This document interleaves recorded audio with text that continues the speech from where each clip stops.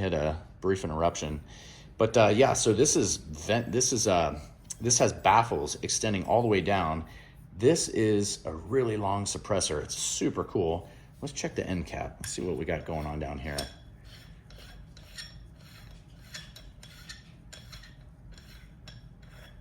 Ooh, look at that. So we have the option to close these vents off. We have this cap. I don't see a closed cap. I'll have to ask B&T if it's supposed to come with a closed end cap, or if it's designed to only come with this kind of reduced back pressure system.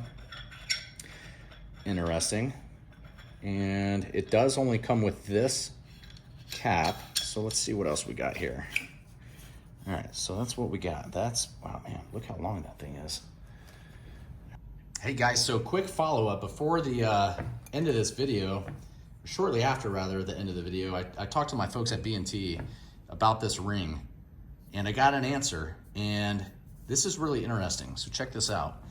So because this is a 3D printed titanium suppressor, there are limits in 3D printing to the dimension space that you can print. And one of those limits in height. And so because this suppressor is so long, it had to be made in 2 pieces. And so there is actually, you can see it right here.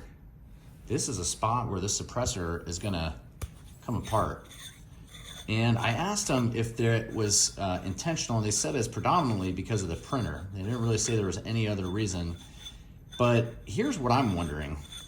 I'm wondering, you take this off, if it gives you, the end user, the option to potentially put this on and shoot the gun without that big potato.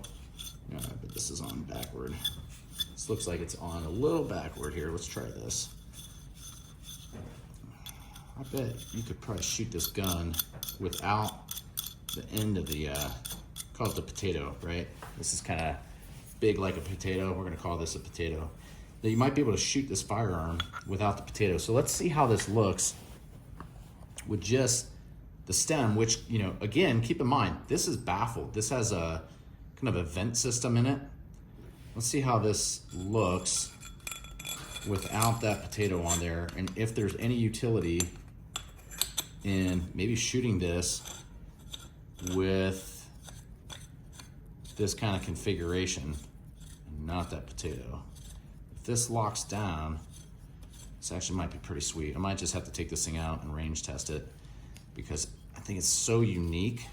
I might also have to take the handguard off again. I think it's so unique that you might be able to get away with shooting this thing without that big potato on, and still have some suppression.